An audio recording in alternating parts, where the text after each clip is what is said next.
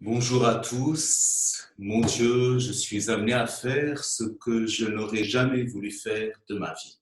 Enseigner à distance ou apprendre à distance.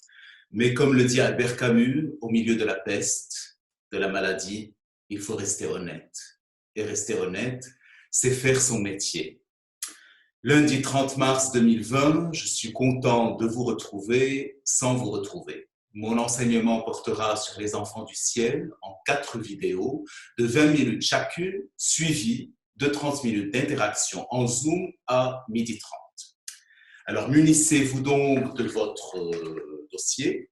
Heureusement qu'il existe. Et on commence avec cette première vidéo de 20 minutes et 1 minute de préliminaire. Alors, en introduction, on va présenter très rapidement Majid Majidi, qui est un cinéaste iranien, comme vous le savez, et donc qui fait partie, dans un premier temps, de ce qu'on appelle le cinéma iranien de la post-révolution. Il participe à la création du centre artistique avec un autre cinéaste que nous avons eu aussi l'occasion de travailler, qui est Mohsen Mokhmalbaf.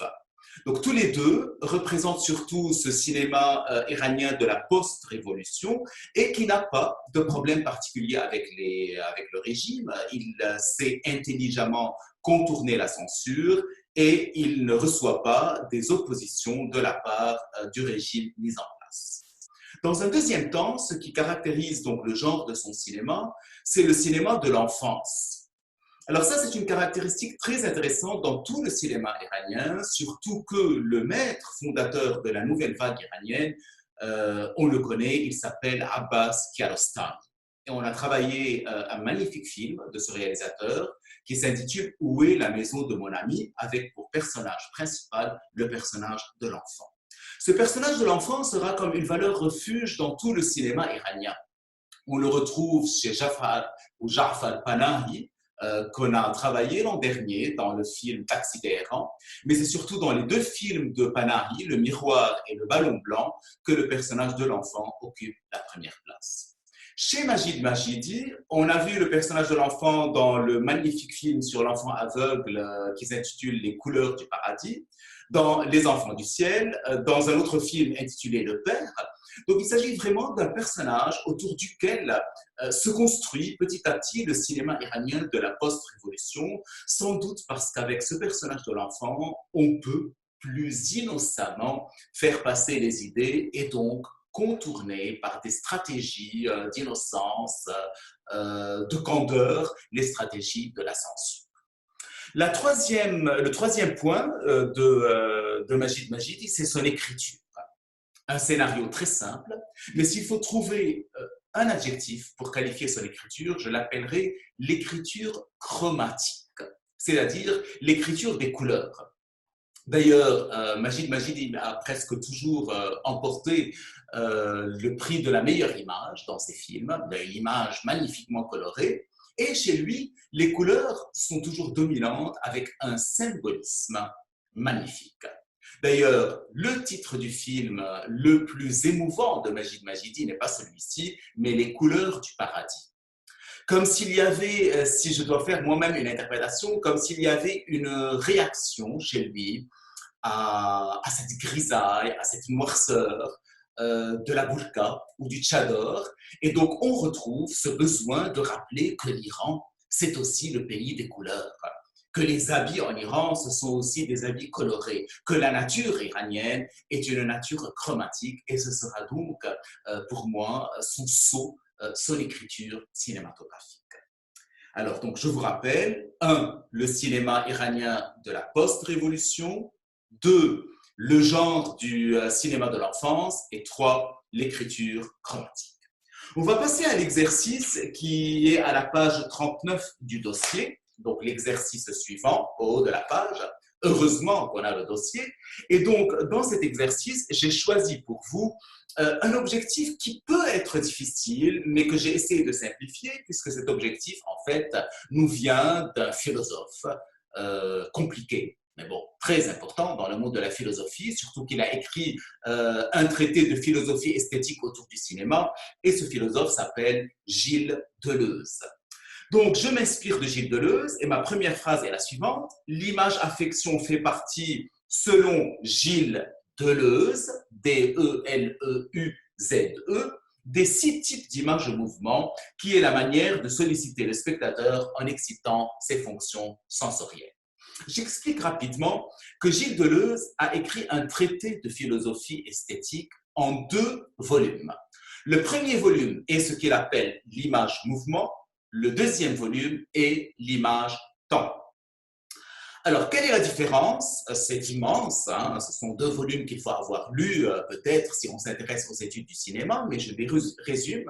L'image-mouvement repose sur ce qu'il appelle le schème sensorimoteur, c'est-à-dire principalement l'action qui donne suite à une réaction. Donc, il s'agit d'un cinéma qui se construit logiquement, qui se construit à partir d'un personnage qui fait une action, et avec cette action, il y a une réaction qui développe une seconde action, et ainsi de suite. Nous avons donc une linéarité du scénario. Un scénario traditionnel avec une émotivité chez le spectateur, là où, par opposition, l'image-temps, c'est l'image du cinéma de la modernité où il n'y a presque pas d'action. On se demande quelle est l'histoire, et on est en face de films sans histoire, où ce qui compte principalement, c'est la réflexion, la pensée du spectateur. Nous allons rester pour nous à l'image mouvement, donc le cinéma traditionnel, puisque nous sommes vraiment en face d'un film avec une histoire toute simple, mais il y a une histoire. Quelqu'un qui perd ses chaussures, les chaussures de sa sœur, et qui essaye de les retrouver. Il s'agit donc d'une image mouvement fondée sur l'action. Maintenant, pour Gilles Deleuze, il y a 6 images mouvement. Je vais les nommer, mais on ne va s'intéresser qu'à l'image affection. Donc, il y a l'image perception, l'image action, l'image affection, l'image pulsion, l'image réflexion et l'image relation. L'image affection, comme son nom l'indique, c'est tout ce qui nous touche. C'est tout ce qui touche à notre affectivité. Donc, en 3 points, pardon. L'image affection repose sur, d'abord, le gros plan. Alors, vous pouvez regarder, bien sûr, le gros plan sur l'enfant qui s'appelle dans le film Ali. Donc, le gros plan constitue le principe de l'image affection, qui est condensé dans le visage d'Ali. En lui-même, c'est un gros plan, le visage, et dans le gros plan, qui est lui aussi un visage. Donc, pour Gilles Deleuze, si on vous montre le visage d'un enfant comme celui d'Ali, qui est un enfant extraordinaire, surtout s'il pleure, on va le voir avec la scène du papa, eh bien, si on montre ce visage de l'enfant, on est en train de toucher plus aisément, plus facilement le spectateur. Le deuxième point de l'image affection, c'est ce qu'appelle Gilles Deleuze la qualité-puissance. L'image a non seulement une qualité parce qu'elle est belle, elle est parlante, mais elle a une puissance qui s'expose dans un espace apte à dégager la naissance et la propagation de l'affect. Donc, elle a sa puissance, surtout au niveau du gros plan, et c'est cette qualité qu'il appelle la qualité-puissance. Dans un troisième point, c'est l'effet au niveau du spectateur, eh bien, l'effet sur moi est ce qu'il appelle, donc en 3, l'effet émotif, qui provient de la participation du spectateur au monde de la fiction. Alors, je ne sais pas vous, mais bien sûr, quand j'ai vu le film une fois, puis 2 fois, puis 3 fois, j'étais dans l'émotion la plus totale, et même à la fin du film, et dans d'autres passages aussi, les larmes ont coulé seules. Donc, on peut parler d'une image affection dans le film qui est réussie. Tout le film de Majid, toute l'œuvre de Majid Majidi repose sur cette image affection. Alors que, par exemple, l'œuvre de Abbas Kiarostami ou l'œuvre de Ja'far Panahi qu'on a travaillé l'année dernière, c'est une œuvre plus d'image-temps, c'est-à-dire de réflexion, d'intellectualisation. Ici, il n'y a presque pas de monde intellectuel, c'est l'affection du spectateur, c'est l'émotion du spectateur qui sont mises au premier plan. On va commencer tout de suite l'analyse du film et je vais essayer de faire ce que j'ai appris à faire tout seul dans ce confinement, c'est-à-dire à vous montrer la première séquence de ce film qui dure 3 minutes 30. Je vais essayer donc de partager l'écran et j'espère que ça va marcher pour vous montrer cette première séquence. Donc, comment commence le film? Allons-y.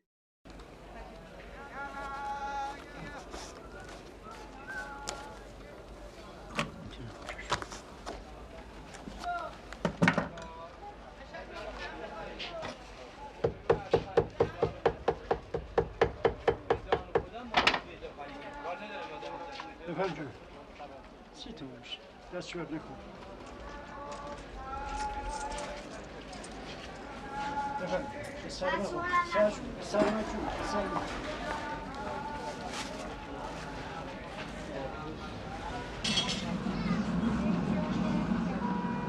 اینجا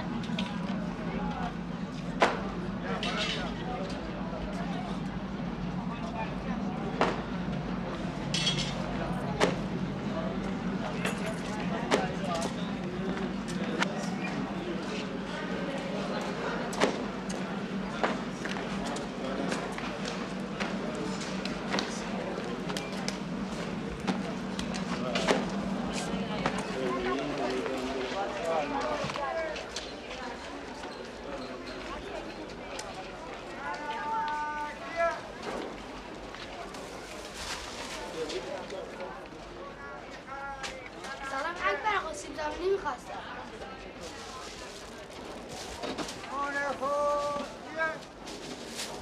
از اونا نه بچه، برو از اون زیر بردار.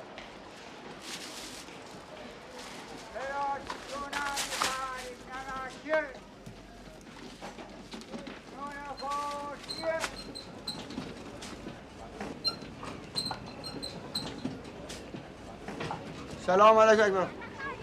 خسته نباش. با اجازهتون.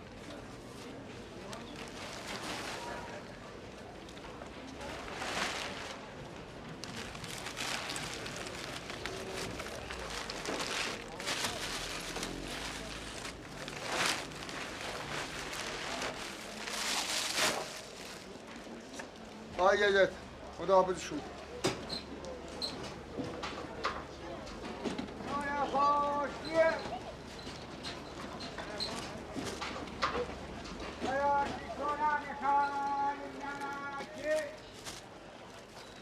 شصت و 5 تومن. مادرم گفت بنویسی به حساب به مادرت بگو حسابتون پر شده. اقلا بیاد کمی حسابشو سبک بکنه. چشم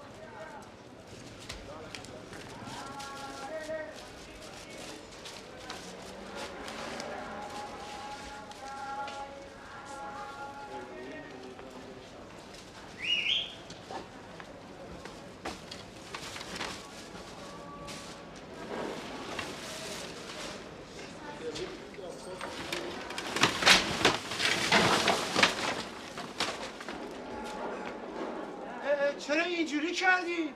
چرا اینا رو ریختی؟ مگه تو مریضی بچه؟ کفش قارم نیست برو دنبال کارت، برو ببینم. کفش قارم اینجا بود te گفتم برو دنبال کارت. Nous allons donc essayer de fonder notre analyse pendant les 7 minutes qui nous restent.